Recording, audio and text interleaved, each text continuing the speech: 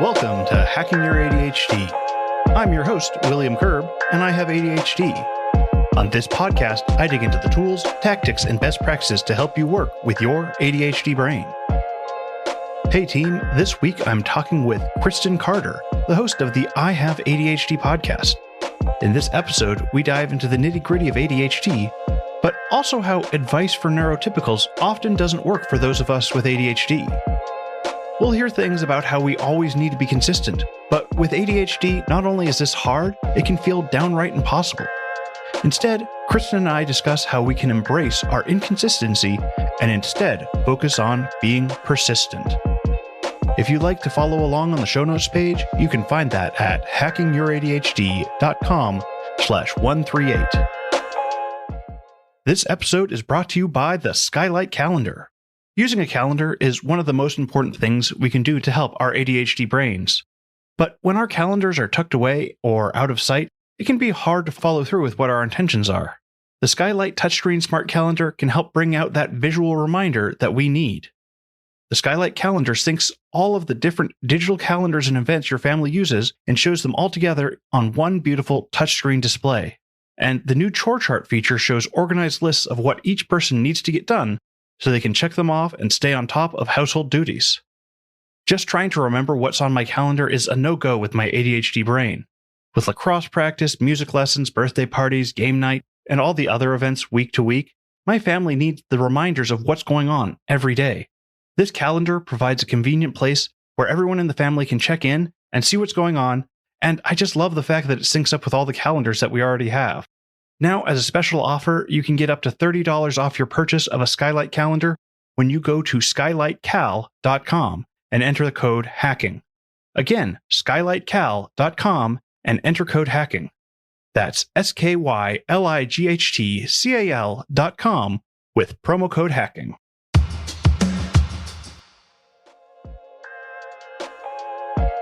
All right, keep on listening to find out how we can embrace inconsistency and still get to the things we need to do.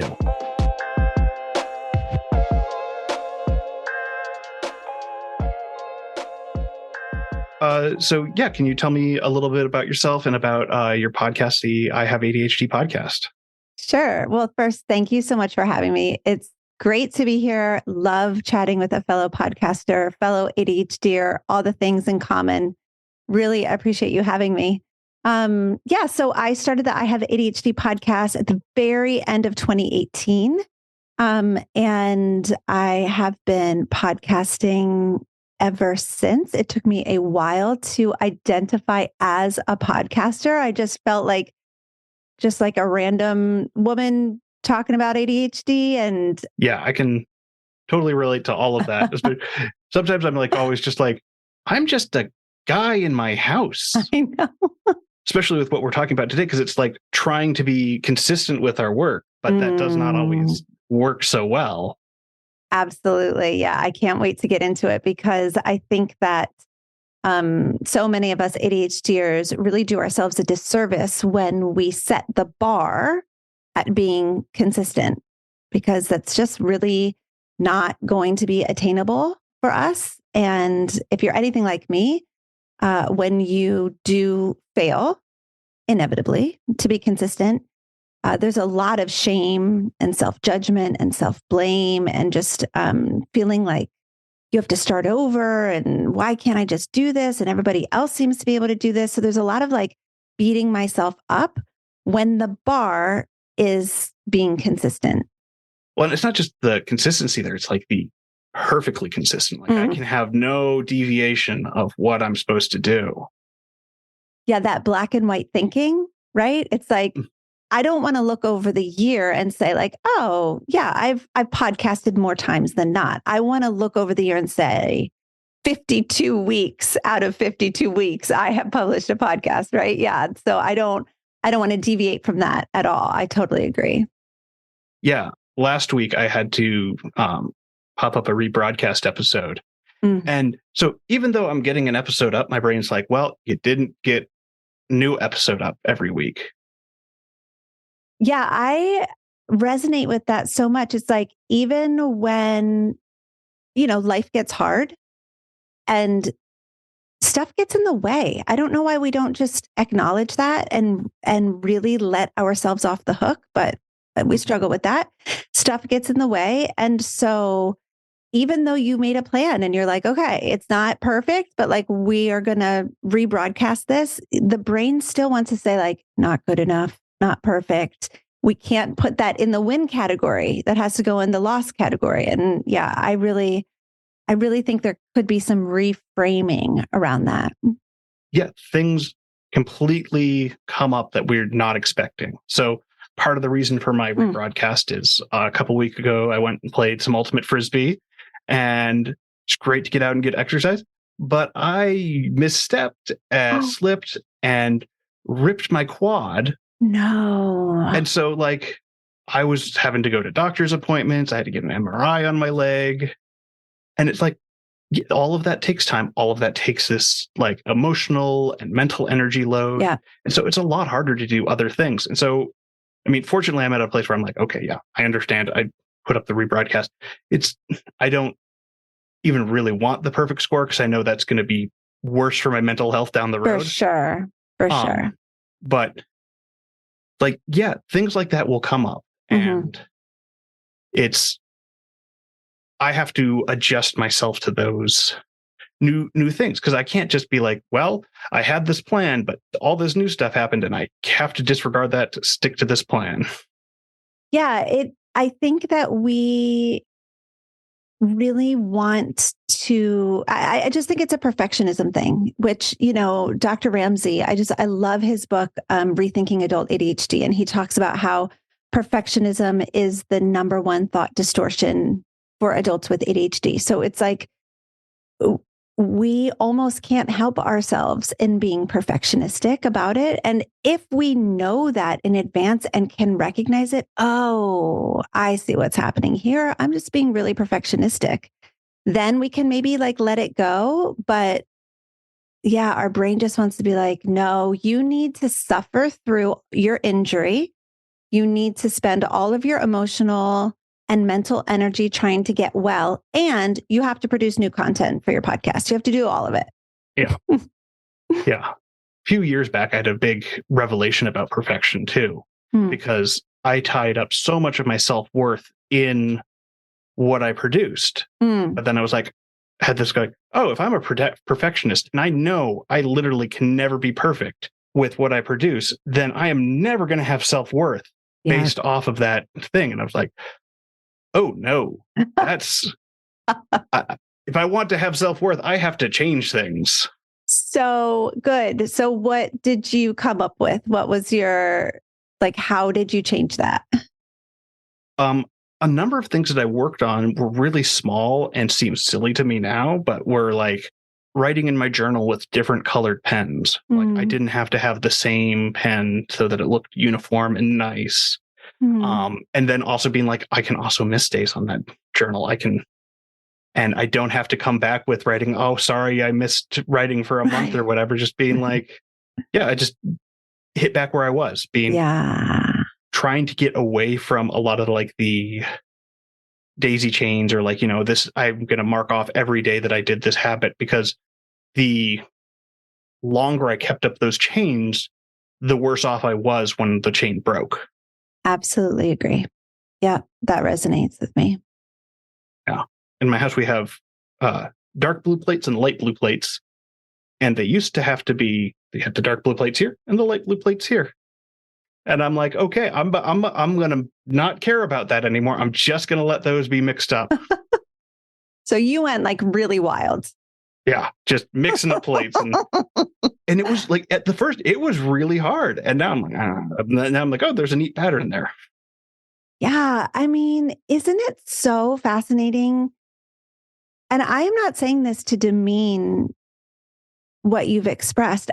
I'm saying it because I resonate with it so deeply that something like plate colors can make us think that we're a good person or a bad person, right? It's where we're getting our sense of like, okay, I'm doing all right because the plates are stacked the way they quote unquote should be.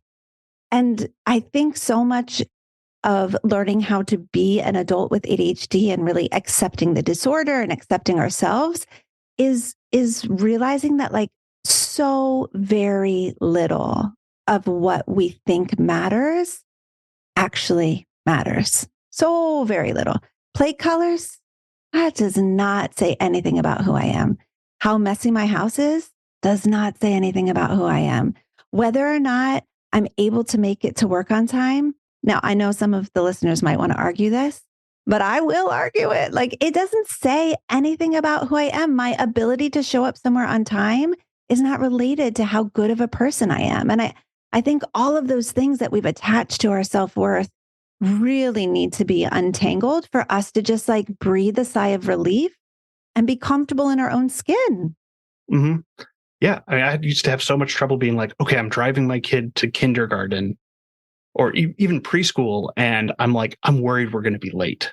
Mm-hmm. And then sitting with that, I'm like, I'd be like, driving a little too fast. And then I'm like, getting perspective. I'm like, I'm driving my kid to preschool. There's no consequences if we're late. I mean, there are if I'm way late, but Sure.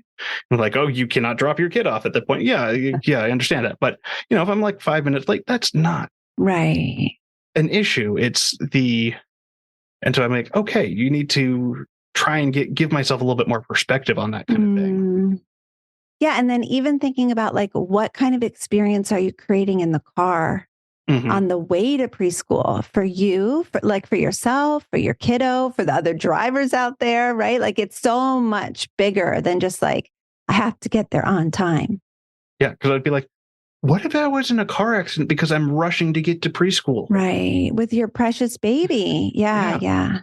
Like, what if I hurt someone else? How would I like explain to them, well, I had to get to preschool on time? Right. Oh, that's not okay. That's not life or death. Totally. Yeah. That's such a good perspective. Yeah. And we can apply it to so many other things because we get really wrapped up in this idea that this is the way we have to do things and the way neurotypicals have to do things. Now, so we have to do it. And if we don't, again, we feel like we're bad people. Yeah. And again, that's like setting the bar for ourselves. I think we really need to assess the bar and say, like, is this a bar that I can even meet? Do I even care about this bar? When I set a goal, when I set a should for myself, when I set like an aspiration, really assessing it. Is that something I'm able to meet? Is that something that I actually care about? Does that really matter? And I think that perspective is just so important. And it's okay if we do like, hey, these things do matter to me, like, sure. Okay, like say it is like, okay, it is very important that I get to places on time. Then we need to figure out what those strategies are to make that happen. Yeah. What support do you have in place, knowing that it's going to be harder for you than the average person? Yeah, because it's getting out the door hard. How can we make that easier? With my kids, it's like we have checklists. Like you need to do these things before we can leave. Like, and it's also like I need to make sure when we're going downstairs in the morning, like, hey, do you have your socks? Because 90% of the time they don't have their socks. Socks and ADHD kids. Like my husband is neurotypical, God bless him. And myself, obviously I have ADHD and 2 of our 3 children do as well. And the sock issue drives him bonkers because there's socks everywhere. Like our house is fairly tidy and yet socks everywhere. And, they'll just walk in the door, socks on the ground, socks on the counter, socks everywhere. And he's just like, I don't understand what is happening with the socks. I'm like, just let it go. It's just a thing. I remember finding a pair of my daughter's socks like hidden in a planter. She's like, I'm just going to hide these here. Then no one will know that I took them off. That's so good. That's hysterical. Yeah. But and we can build up these strategies to be like, okay, how do we get the socks on? How do we make sure that we know when we need to leave? Like, and sometimes it's easy to be like, well, I feel like I shouldn't need these. And it's like, well, what we should or shouldn't need, that's kind of like, doesn't matter. What do we need? Yeah. I hear that so often from clients, especially people new to my coaching program. And my reframe of that is always, yes, you should. You totally should need extra support. You totally should need extra time. You totally should need to make yourself a note and a sticky note and all of the things. Like you should need it. You have ADHD. This is not like if you didn't need it, you probably don't have ADHD, right? So, like, if you do have ADHD and you're time blind and you're like struggling with working memory and all of those things, like you're gonna need some extra support. You should need it. And so, how can we take care of those needs? How can you set yourself up for success, knowing that it's harder for you than the average person? I mean, I just think that needs to be like understood across the board. This is going to be harder. Okay, now what do I want to do about that? How do I want to support myself and make it easier? Yeah. And then still giving ourselves grace if those things don't work and being like, okay, well, that didn't work that time. How can I make that? Doesn't mean I'm bad. It means I need to work on these strategies. So good. Totally agree. Yeah. Because I've had, like, I use so much, I have so many strategies I use. And then sometimes I'm like looking at my calendar, and go, oh God, how did I not know this was coming up? Been there. Like yesterday I had to pick my daughter. She had a half day school and I was looking at my calendar, I'm like, I even knew this. I discussed this with my wife yesterday and this caught me off guard. Okay. Can we just take a minute to say half days? Why? Why? Why half days? They ruin the routine. They always are a surprise, even when you know about them. Why half days, y'all? What do you do with the other half of the day? I know. Like I still have to work. Yeah, I'm like, okay, well, you'll come home and I guess you're just going to get a bunch of iPad today. Yes, enjoy it. Yeah. So, and yeah, what we were coming on to talk about is this idea of being inconsistent and kind of embracing that inconsistency. And I think that really falls into place here with how we set up these strategies so we can try and be consistent, but that's not really the goal either. Yeah. I mean, this is one of my favorite topics to talk about because I think the conventional wisdom for anybody wanting to participate in self-improvement, self-development, whether it's mental health, mindfulness, or just like physical health, eating healthy, working out, is be consistent.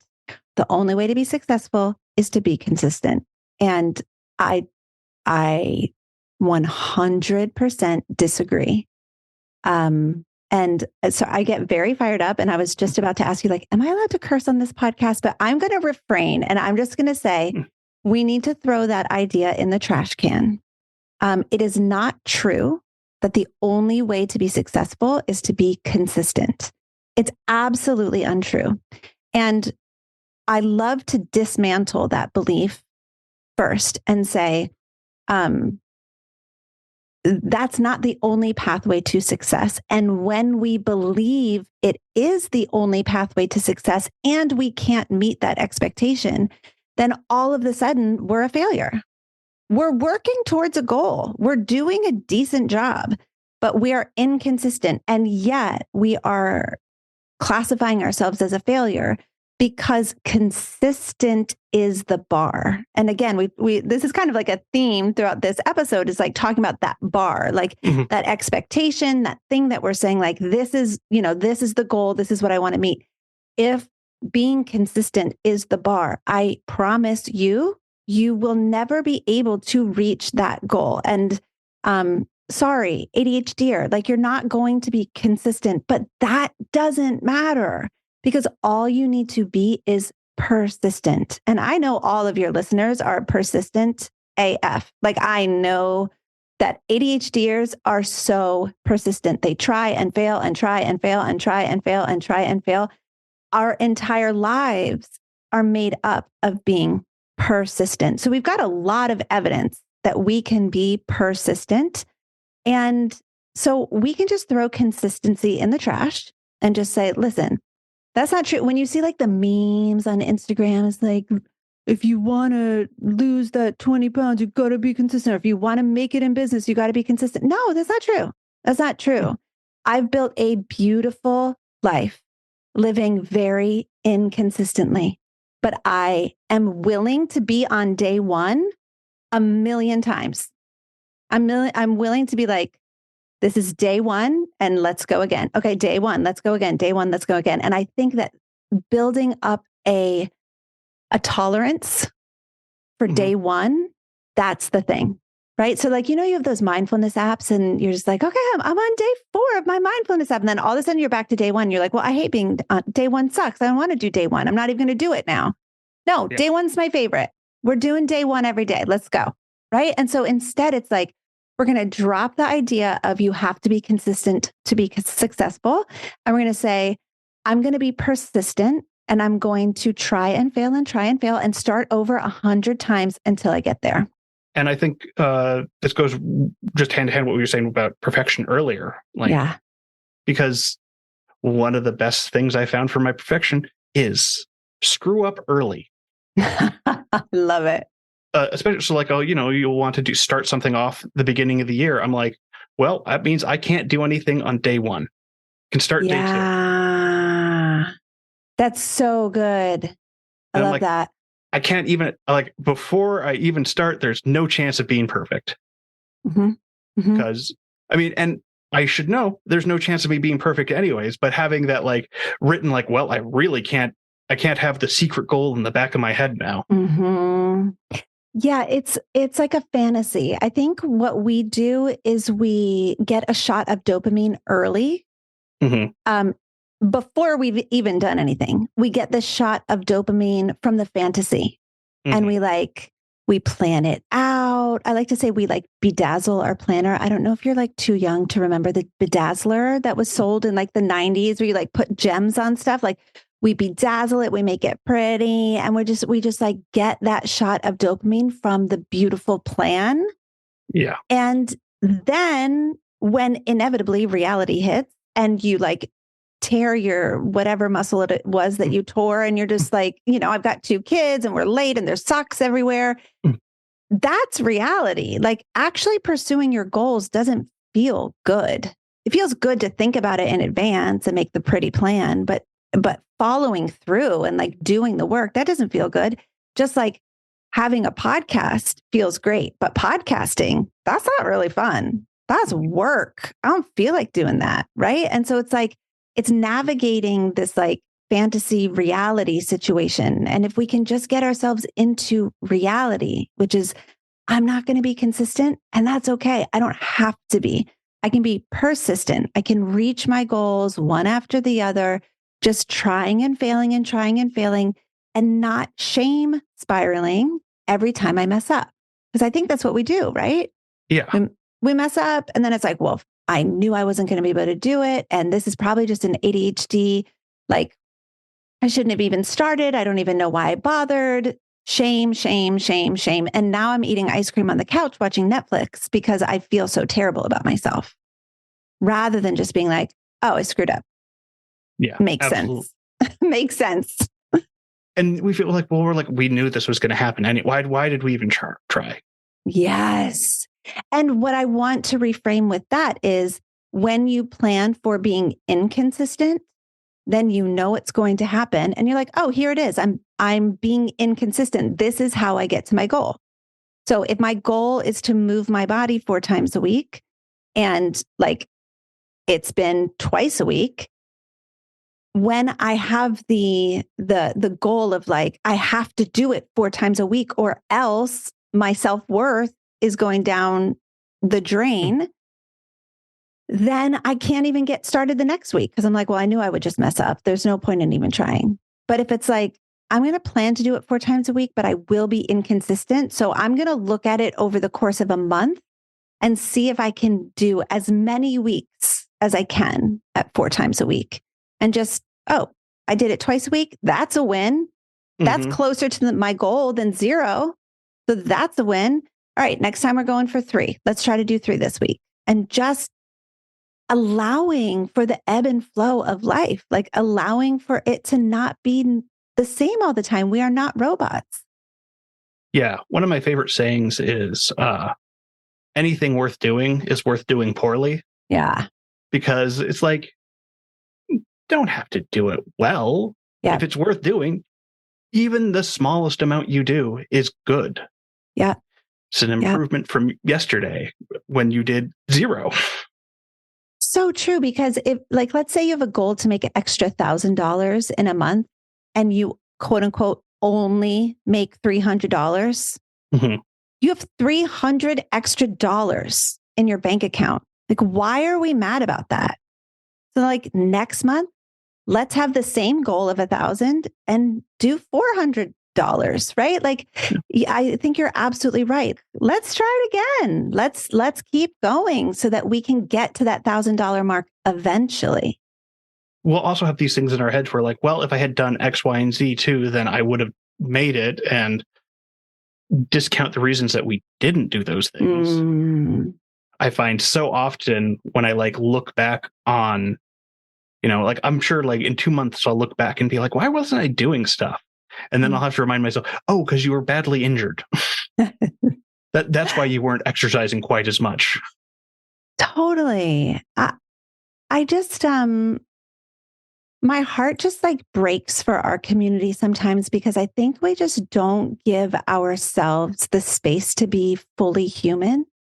And we think that, and I know I'm painting with a very broad brush right now, but I just feel like we struggle so much to just allow ourselves the ebb and flow of energy and mental health and hormones and physical health and just like family health and like what's going on in the world, even like we just think that we should show up the same every day. And I just don't believe that that's actually true. I mean, and it's not possible to do because, I'll log on and I'll read some terrible news and I'm like, well, now I can't focus on what I'm supposed to be doing. And that's really hard to account for ahead of time. So it's like, I think part of this also has to come in to be like, hey, let's do less stuff or, make the goal smaller because there are things that are going to come up. I am all in on making goals smaller, 100%. And again, I think this is the ability to live in reality versus the desire to be in the fantasy. Oh yeah, I could definitely do that. There's no problem. We'll have time for it. I'll make it work. Like that kind of fantasy thinking about tomorrow or about next week or about next month. And then all of a sudden reality hits and you're like, why did I agree to do this? Why did I say this was fine? Why is my day so full? How am I going to even function? And I think that ADHDers need to continually pull ourselves into the reality of I'm a human being with limited capacity, with limited emotional and mental space and energy, and being able to understand that, yes, stuff comes up. Like we need to build in that buffer time for emotional regulation. I need to build in time to scroll on my phone, literally, so that I can get into the zone of working. It's just part of what I do. I scroll Instagram and I like pump myself up and then I'm like, okay, let's go. But that's an important time for me. And somebody might look at that and be like, you shouldn't need that. And I'm like, well, I do. And this is part of what gets me rolling. So I think planning for that buffer time is really important. Yeah, it's because we don't know what's going to come up. And we often try to plan things as if we're going to have 1,000% energy the entire time we're doing the project. We're like, well, I have all this motivation now. That's definitely going to last for the next 3 weeks. Oh man. Yeah. That's a cute, adorable fantasy that I just did this to myself recently. I had this idea. This was a couple months ago. I was hiking. I love to hike, love being in nature, love moving my body in that way. And was thinking about like, what should I, do for a podcast episode? And I was like, oh my gosh, I should do a series on executive functions. That'll be so easy. I bet I'll be able to do 2 in one day. I literally was like, I'll be able to do 2 today. It took me months to pump out those darn episodes. Like it was so hard. And the contrast of the fantasy that I had versus the reality of like what it actually took to get it done was so huge. And yet I will probably do that to myself again. But what I want to remember is wait, check yourself before you wreck yourself. Like what is actually involved in this? I'm going to set a goal for myself. Okay, wait, hang on. Before we proceed, what's actually involved? What are going to be the roadblocks? What's going to be hard? What support do you need? How long do you think it will take? And then double that time. Always double it, at least. That's what I do for myself. Whatever I think it's going to take, I'm going to double it. You double it, then you get there like, oh, that still was not enough. I know, every time. Yeah. I have so many episodes that I work on where I'm just like, yeah, I know about this topic. This should be easy. I'm currently working on one on dopamine, and I'm like, oh my gosh. And I'm like, I got this. I'm like writing stuff, and I'm like, I should double check this fact. And I fall down rabbit holes about reading about new research. And I'm like, okay, this took a lot longer than I anticipated. Yes. Yeah, it always does. And I don't know why. I think it is kind of like a coping mechanism that we make it seem easy. Like we convince ourselves at the beginning that it's going to be easy so that we're willing to start. I'm guessing, I don't have any like data on that, but I'm guessing that's why we do it. But then we're kind of stuck because we're like, well, this isn't easy. Like, do I want to keep going? Is it worth it? And that whole debacle can be really confusing. Yeah, I think that's also like we tell ourselves this will be easy. And then when it's not as easy, we get so much resistance to things. And this is like, I'll do this for like the dishes. I'm like, oh, that'll be easy to do. And then I'll walk over and I'm like, oh, I also have to unload the dishwasher. That wasn't in the plan. Yes. There's pots on the stove. You want me to actually scrub? Are you kidding me? Yeah. It's like, okay, well, if I approach things as being maybe hard, or even if not hard, just, a little bit more difficult, then it's a lot easier to be like, okay, I have to figure out what I'm actually doing. And that can lead to me actually doing stuff. For sure. And again, that's just reality, right? So like, this is just easy. And then you're like, wait a second. Anytime I say this is going to be easy, this is going to be fun, or this is exciting, those are my 3, like my own personal buzzwords where I need to check in with myself to be like, are you sure? Like, let's actually hop into reality here and make sure that we know what we're doing, because easy, fun, and exciting are, I like to call them problematic. They're problematic, positive emotions. It's not usually, life is not usually easy, fun, and exciting. We want it to be, but it's just like the reality of it is that it's just usually not. Yeah, we have to have those, especially with ADHD, you have to have those red flags around our thinking patterns. Like if I ever go, oh, I'll remember that. In what world has that been the case? Right. Major red flag. Yeah. That's funny. Oh man, I had something where I thought that last night. I don't remember what it was about now, but I remember specifically having that thought last night and being like, oh yeah, that thing will remind me. And now I have no clue what it was. Did you write it down?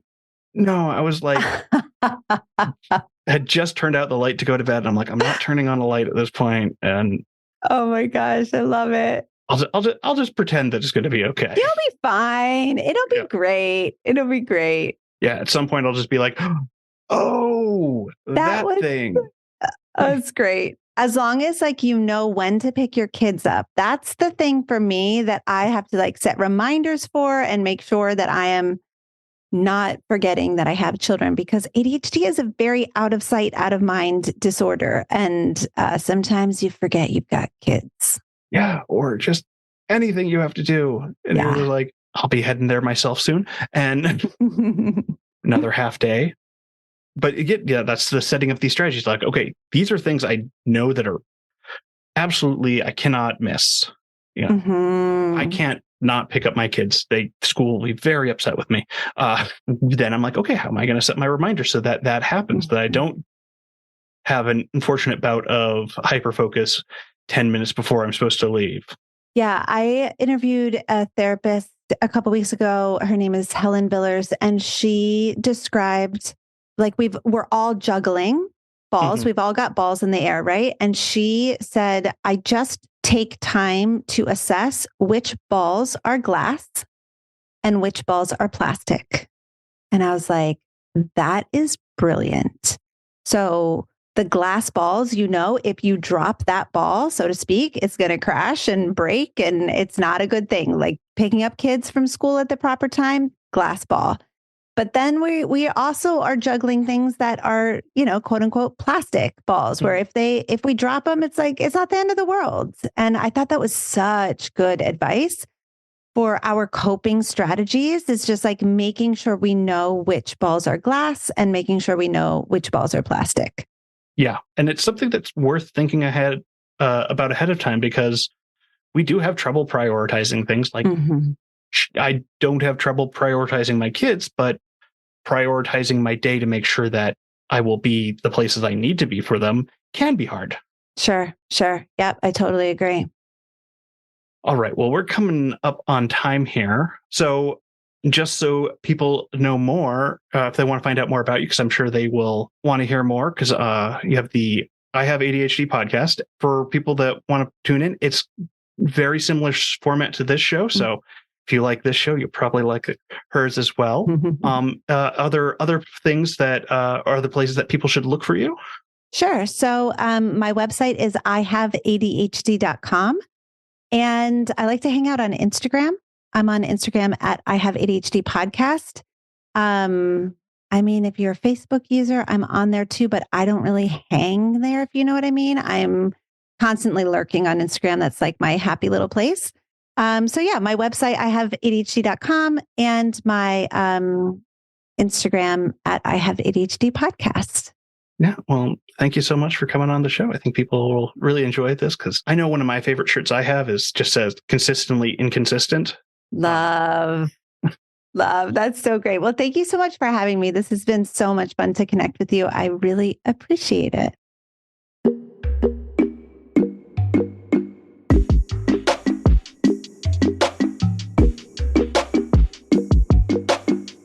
Thanks again to Kristen for coming on the show. Be sure to check out her podcast, the I Have ADHD podcast. That's it. Thanks for listening. I'd love to hear what you thought of this episode. You can leave me a message over at hackingYourADHD.com/contact.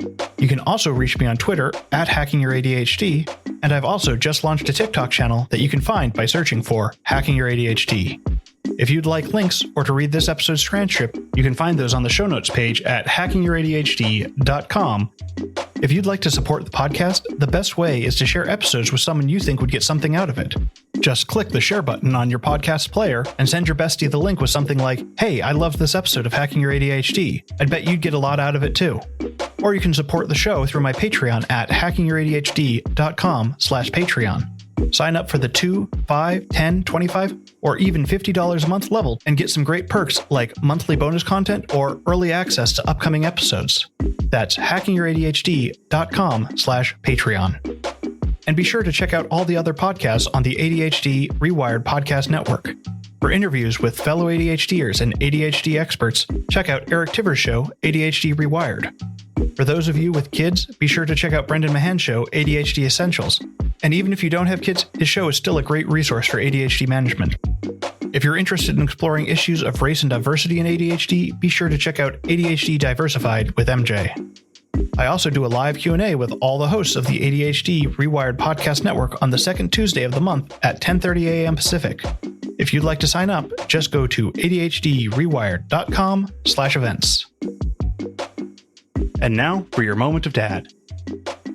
I recently heard that cows can produce 50% more milk if you talk or sing to them while you're milking them.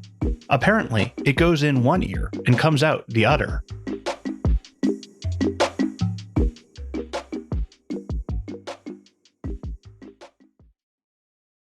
This time of year, a good hoodie is absolutely essential. But it's tough to find one that will last through the season. That's why the American Giant Classic Full Zip hoodie is made to last a lifetime, so you can count on it to bring you comfort and warmth year after year. Slate Magazine called it the greatest hoodie ever made, and from cotton to zipper, it's made right here in the USA. With timeless style, heavyweight fleece, a double-lined hood, and reinforced elbow patches, you can depend on it for years to come. Snag the hoodie that will bring you comfort for life, the American Giant Classic Full Zip, and save 20% off your first order at american-giant.com when you use code CLASSIC24 at checkout. That's 20% off your first order at american-giant.com, code CLASSIC24.